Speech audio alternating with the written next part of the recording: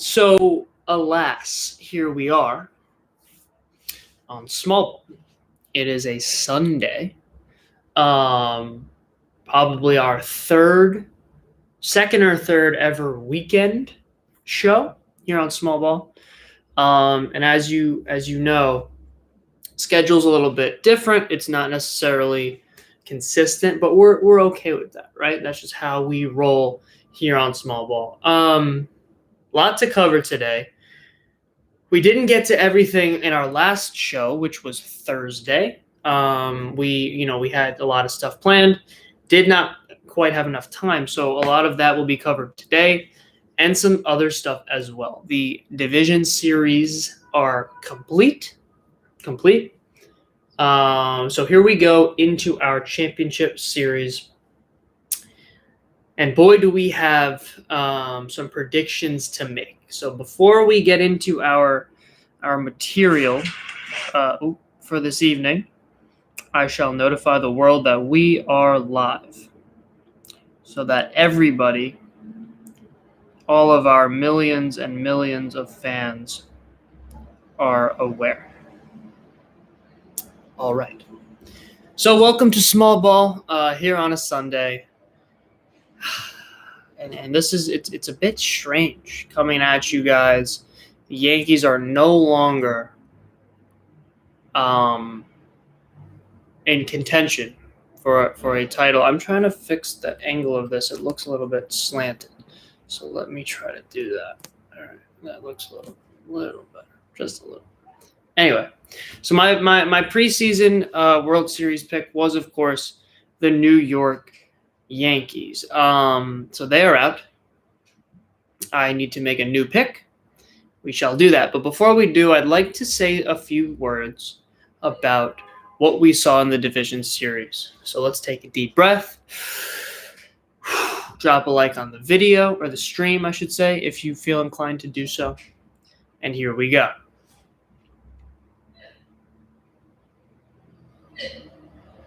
So, I think you would know if you watch this show. I think it's fair to say that I admit when I'm wrong.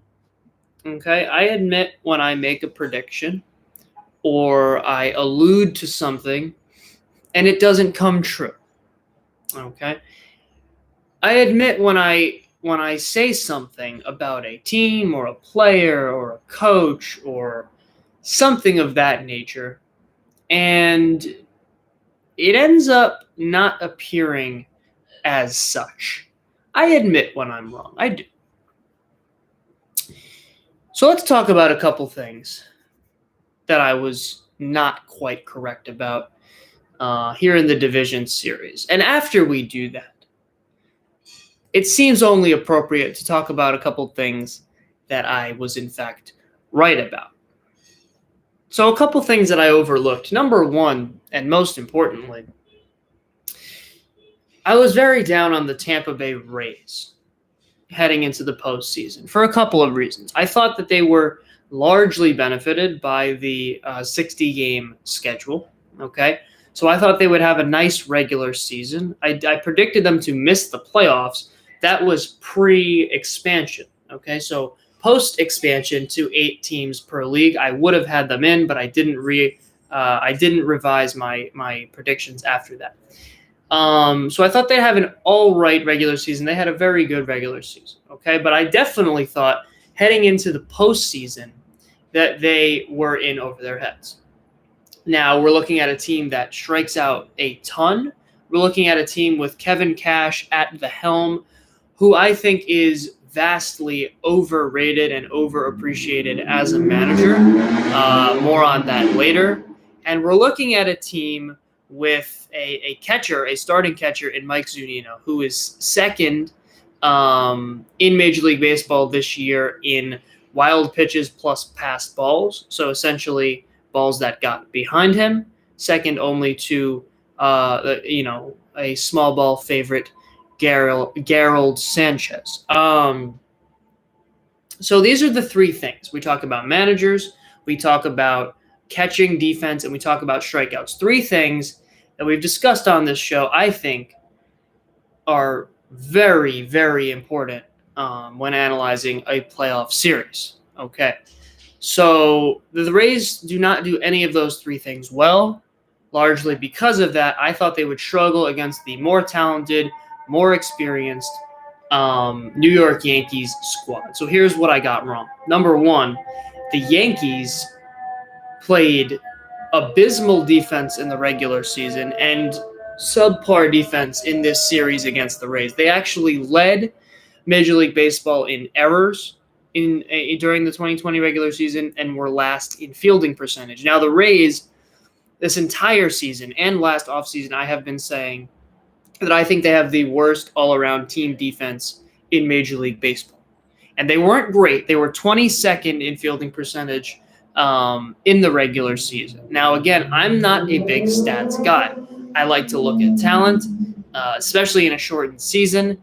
I am, basing my opinions on what I think is going to happen in the future, not necessarily what has happened in the past. But it is worth noting that the Yankees defense, which I thought was above average, definitely not what it was a couple of years ago, struggled mightily in the regular season. And now in the postseason, that I think was the story of this series. The Rays played better defense. I thought that's what was going to bite them. Mike Zunino was actually not bad. I thought he was pretty average. And behind the plate, the Yankees, obviously starting Kyle Higashioka, who was very good 4 out of the 5 games. But here's an interesting thing before I get to the other thing I was wrong about. I want to throw this in here. And this is not something that I've heard, and I doubt it's something that most of you have thought about. The home run by Mike Brasso to essentially win the series, not essentially, to win the series, okay? Aaron Boone pinch hits for Mike Ford in the 8th inning, okay, pinch hits with Mike Ford for Kyle Higashioka. So now he has to bring in Gary Sanchez to catch.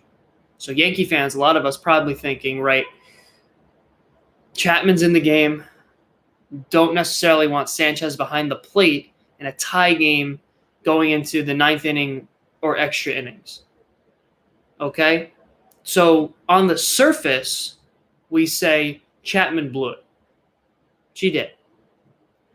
But we forget about that move that Boone made to bring in Sanchez, and we forget that was a 10-pitch at-bat, 3-2 count. 2 pitches in that at-bat that were called balls. I think at least one of them, with Higashioka behind the plate, is strike 3. Two strike pitches about 2 inches off the plate. I think with a better catcher than Gary Sanchez, at least one of them is called for a strike, and Mike Brasso is headed to the dugout. So this is not something, obviously, that is obvious, but it is worth noting. And, you can say that the Sanchez move really didn't have an impact because Chapman blew the game before it could, before he had an opportunity to make any mistakes. But there were 2 mistakes in that at-bat that I think certainly could have cost the Yankees, a trip to the championship series. So I was wrong. Not necessarily even about the Rays defense because they're still not very good. But I think they out-defended the Yankees in this series, and I was, if you told me that before the series, I would have thought that you were, not thinking, too clearly. So I was wrong about their defense. I was also wrong about the Rays. When you look at their strikeout totals, when you look at their lack of experience as a team, I think that I didn't delve deep enough into their intangibles because in reality, and this is something that I now noticed, and I watched a lot of Rays baseball this year, last couple of years, right? It's not a lack of watching them play. But I think on the surface, I thought intangibly they're lacking and they're not. I think their intangibles in this series were excellent. They didn't really need to have, they didn't really need to be intangibly sound to beat the Blue Jays. I mean, the Blue Jays were overmatched in that series for multiple reasons. But in this series, they needed the Rays to out-intangible the Yankees And they did. I mean, I think the Yankees are always a competitive franchise. They always have good veteran leadership mixed with good young energy, and that was on display, I think, in this series for sure. But the Rays, I think, out hustled the Yankees. I think their effort level was above that of the Yankees. Their energy level was above that of the Yankees, and I think that a young team often has energy, but they're lacking that experience and that maturity, right? So there's usually one or the other, and a balance is what you're looking for. And I think they had the energy that I would expect and didn't make some young player mistakes that I also would have expected. I think that their intangibles in this series, like I said, energy, effort, they hustle. I mean, their hustle not only in this series but against the Blue Jays as well, and in the regular season. When I look back, they are a ground and pound, leg it out. I mean, you don't see them with a lot of soft 90s at any point. I mean, top to bottom, they hustle. They have good intangibles, which I think, Kevin Cash, I don't love in that respect. So I think that says a lot about a lot of their young players, like a Willy Adames, like a Yandy Diaz, like a G-Man Choi, for sure, already is emerging as almost even the leader of that team. And of course, veterans like Kevin Kiermaier, and potentially Mike Zunino. I'm not even really sure. So those were the two things that I think I overlooked for sure, is that the Yankees defense, while the Rays I still think is worse, has a lot of holes. The Yankees struggled defensively. Torres was less than ideal. I think that the outfield in general, Gardner, I think, underperformed defensively. So there were some moments, nothing egregious, but I do think the Rays, defended better than I thought. And of course, their intangibles, I think they actually are a very sound intangible team. I think that they, like I said, I mean, they just do things that young teams do well, and in this series didn't really exhibit a lot of mistakes. So that's what I was wrong about. Now let's get to what I was right about. We already mentioned Gary Sanchez. I mean, I think at this point you guys are starting. I mean, we're not all the way there. Like, we still have work to do. But you guys are starting to see what I've been saying for the last 5 years about Gary Sanchez. So there's no real reason to keep going down that path. Even the Yankees at this point are understanding it. They, benched him 4 of the 5 games. But here's what I was right about. Number one, we talked about this on Thursday, but I'll reiterate. The Oakland A's are now 2-11 in postseason series under the helm of Billy Beane, the analytics guru, shall we say. And they, against a Houston Astros team that was, last in strikeouts. I mean, fewest strikeouts in the regular season, so best in strikeouts, I guess you could say.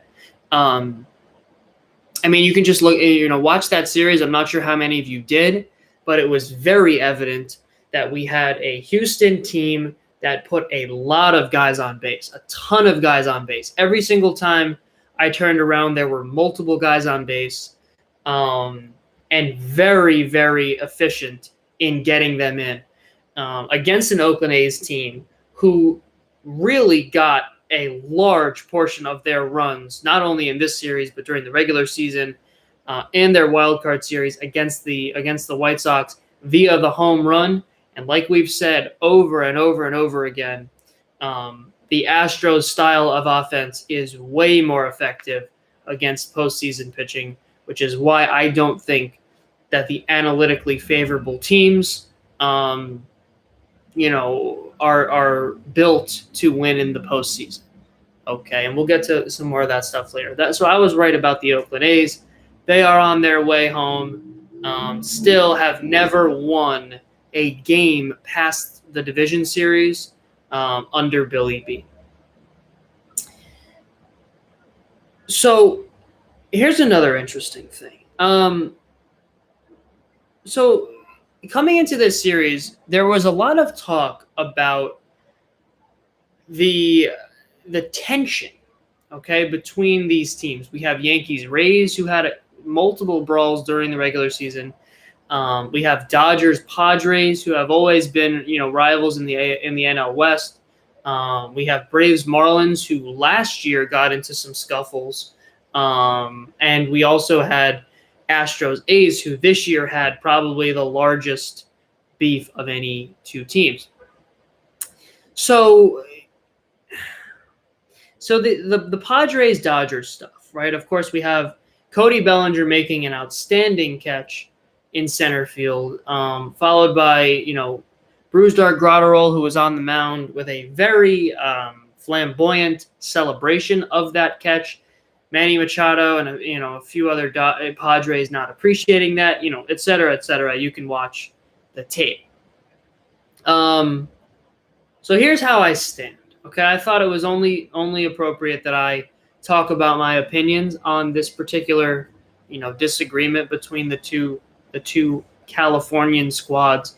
And this will probably surprise you. Okay, I've been extremely critical of the Dodgers, their approach to the game in years past, and I've also been even more critical about excessive celebrations in baseball, because I think they take away from the game in many cases. I think they distract us from what we really want to see. And I'll use this example again. What do you remember from the 2015 ALDS Game 5 between the Rangers and the Blue Jays? I don't think it was the outstanding game that was played, one of the best games I have ever seen, one of the best comebacks by the Blue Jays, in the 21st century. I don't think it was that stuff. I would venture to say you remember the Jose Bautista bat flip. So that's, an example of a celebration that diverts our attention from the game that we all love, and puts it on something that is not as interesting, in my opinion. But here's why this particular situation is different. I am siding here with the Dodgers because if we think about it, obviously the catch, which led to the celebration by Cody Bellinger, was an extremely important play in the game. The Dodgers ended up winning 6-5. That would have been a 2-run home run by Fernando Tatis, arguably the Padres' star player. I mean, it's hard to argue otherwise. So obviously an important moment in the game and an exciting moment, to say the least, for the Dodgers. So here's why I don't mind the celebration and why I do mind Manny Machado and a couple other San Diego players, taking offense to it, is because let's think about this. Cody Bellinger, star player, makes this great play, and Graterol's celebration is genuine passion, genuine excitement about his teammates' great play. It's also at the end of the inning. The inning was over. There were 2 outs at that point. He was walking off the field. So both of those things matter. Why? Number one, celebrations that we've talked about in the past, like bat flips, like, emphatic strikeout celebrations from pitchers, particularly, relief pitchers oftentimes. Those traditionally are, look at me, I'm better than you, and I'd like to reiterate that, right? I already put that on display by hitting a home run, by striking you out. I need to emphasize that again so that everybody watching can see.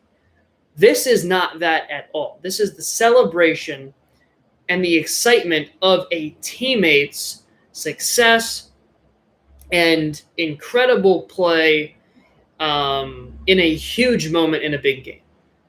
So that's number one. And why is it important that there were 2 outs and he's walking off the field? Because again, this doesn't divert our attention from the game being played. And obviously that, wasn't necessarily a conscious decision by Graterol, but it's entirely possible that had there been no outs, right? Think about it. There was a guy on first base. If there were no outs and that was the first out, would he go down that path? No, right? Because the inning is still going on. We're still playing baseball. But walking off the field, heading into a commercial, right, coming into the dugout to celebrate with his teammates, that, incredible play by somebody else right? Not putting the emphasis on himself, but celebrating his teammates' achievement. Going into a commercial, that does not divert our attention from the game being played. That does not signify to the audience, look at me, look at how much better I am than my opponent, right? So that's why I'm 100% okay with that celebration, and why I think it was inappropriate for Machado to take offense to it. So I mean, I thought it was appropriate for me to talk about that. I thought I had to, and just share my opinions. But I'd like to hear what you have to say about that. So drop some comments if you have any thoughts that you'd like to share. I'm gonna switch to this. Let's talk about the series coming up. So we have Rays Astros, excellent series, and we have Braves Dodgers, another really excellent series. Okay. So obviously I picked the Yankees to win the World Series preseason and heading into the postseason. So I have to come up with another favorite, and I'm not going to do that quite today. What I am going to do is I'm going to predict these two series. I have in Rays Astros, and let's think about this. The three things we talked about: catching defense, managerial experience, and put it in contact rates, right? Putting the ball in play. So we have an Astros team that had the fewest strikeouts in the regular season, did as well last year and in 2017. So 3 of the last 4 years have struck out the fewest times in Major League Baseball. Obviously, 3 of those years likely, were benefited by their knowing the signs. But people dismiss that, right? That's not a reason to dismiss the importance of not striking out, because that is why they had so much success, right? That's why the cheating benefited them, because they did not strike out at a high rate. Against a Rays team who led the league in strikeouts in 2020, right, during the regular season. So obviously on that front, I'm riding with the Astros as far as contact rates, managerial experience. We have third-year Kevin Cash, who I think completely butchered the pitching situation in the division series, right? Obviously went Snell game 1, Glasnow game 2, came back to Glasnow in game 5, which was the right call, but not sure why he couldn't see that far in the future and start Glasnow in game 1 so that he'd have 4 days rest. But Tyler Glasnow is an absolute horse, and I mean, nothing but big things coming from him down the road. I mean, on 3 days rest, shutting down one of the best lineups in the game, and we'll definitely be talking about him more later. But I don't like what I saw from Kevin Cash in the division series or the regular season. And going up against Dusty Baker, who has been managing for 27 years, has been a part of Major League Baseball for about 45 years, and I think is coming off his best, or is in the midst of his best managerial season of his career. So I'm going to side with Dusty Baker on the managerial front. And now catching defense. We have Mike Zunino, who I said second in Major League Baseball in wild pitches plus pass balls. So does not block well. His receiving was very, very good in the division series. I think he is an above average receiver, and his arm is strong but not accurate, and his release is very inconsistent. He does not have good throwing stats. He does not do a good job of controlling the running game. I do like what he's able to do with the pitching staff, but I also love what Martin Maldonado is able to do with the Astros pitching staff. I mean, we've seen them lose Garrett Cole to free agency. We've seen them lose Justin Verlander to injury. A lot of guys have gone down, Roberto Ozuna as well. So, the success that they've been able to have on the pitching front, obviously, in spite of their struggles offensively, because they did not have a good offensive season, as far as they're concerned, compared to years past. I think a lot of that has to do with Martin Maldonado. I think he is a defensive playmaker. I think he, makes a lot of plays that other catchers wouldn't. Now, he does make a lot of mistakes, but overall, I like him significantly more than Mike Zunino. So I think on those 3 accounts, plus some veteran experience. This is a team that has been to 2 World Series in the last 3 years and has won one of them. I am going with the Houston Astros in this series to win the American League pennant. I know a lot of you might not want to hear that, but I definitely have to take the Astros in this series. Now, one thing to keep in mind, there will be 11,500 fans, allowed in attendance in this series. Now, I would assume that the vast majority of them will be rooting against the Astros, so you could essentially almost see this as 7 potential home games for the Rays.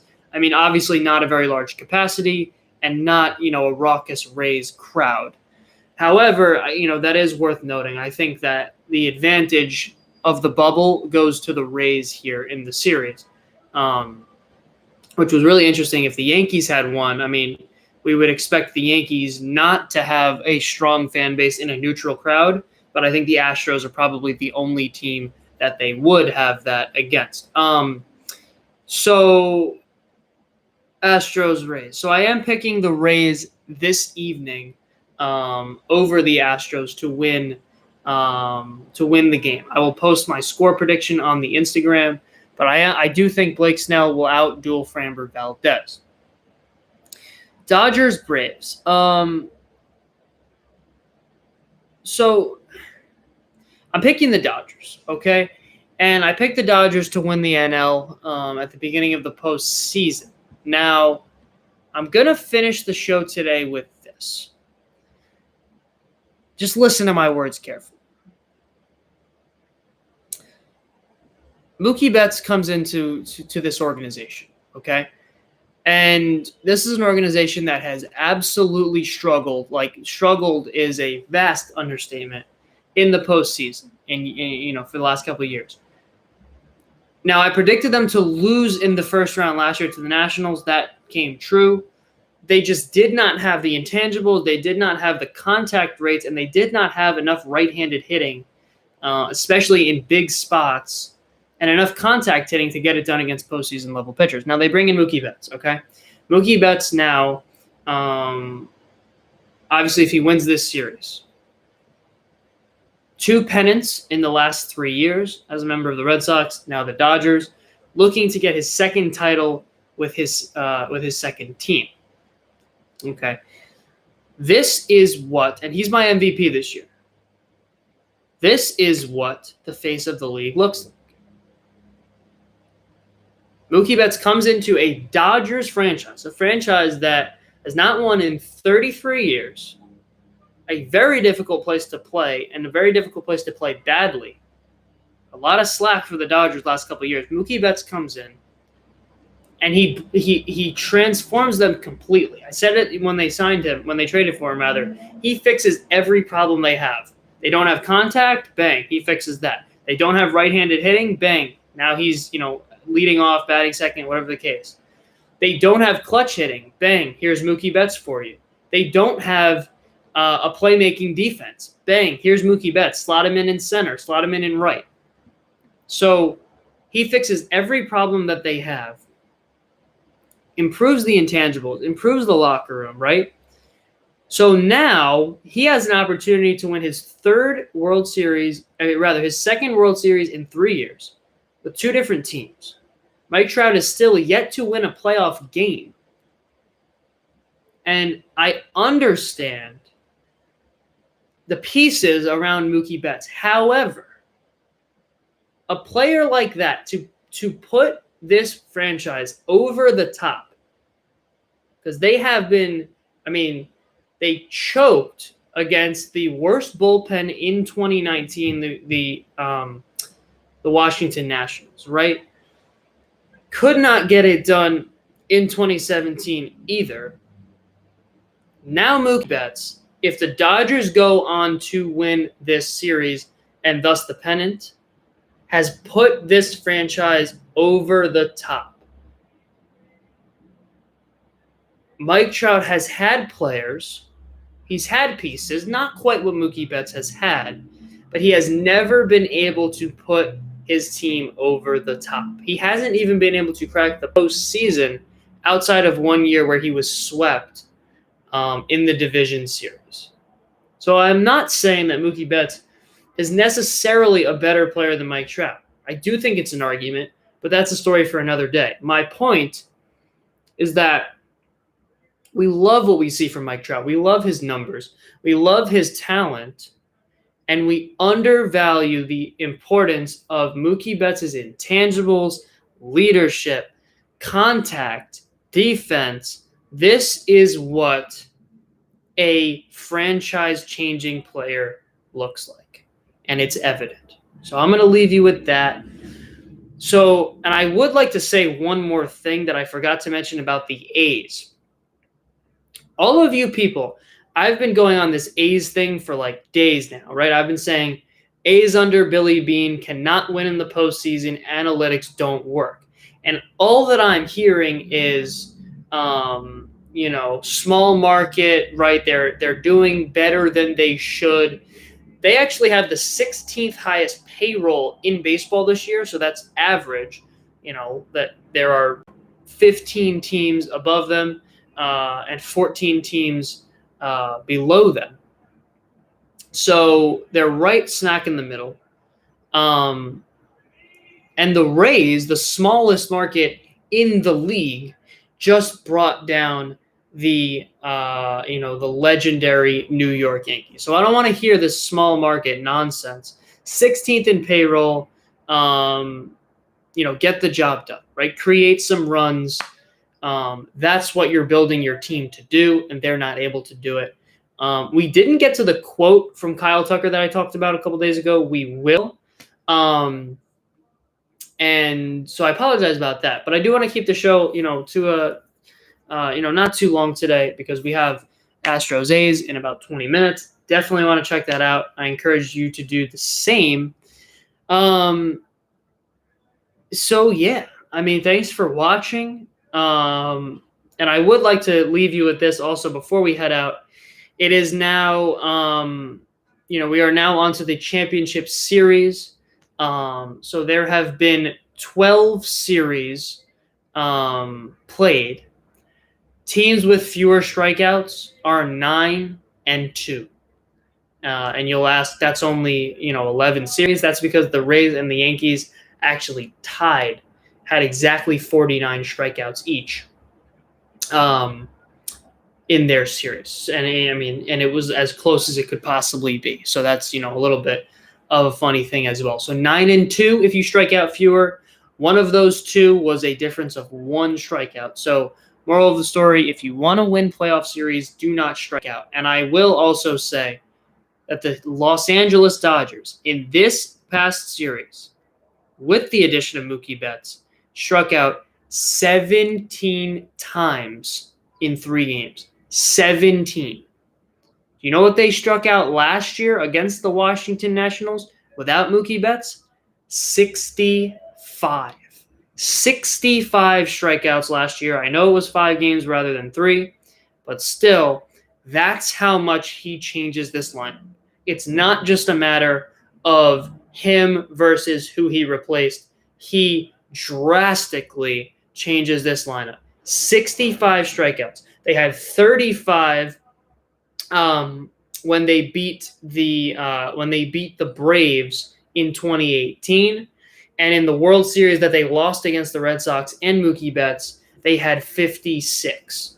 So in this series with Mookie Betts, that's how much he changes this. That's how much he changes this lineup.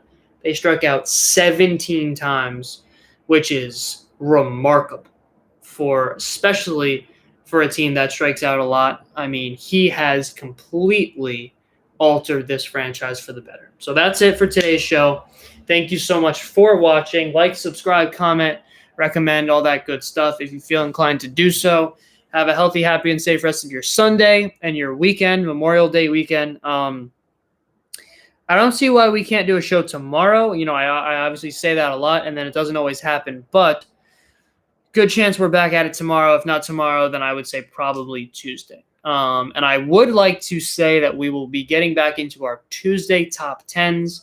Not going to spoil too much, but be on the lookout for that. So thanks so much for watching. Have a good one. Hope you enjoyed. Peace.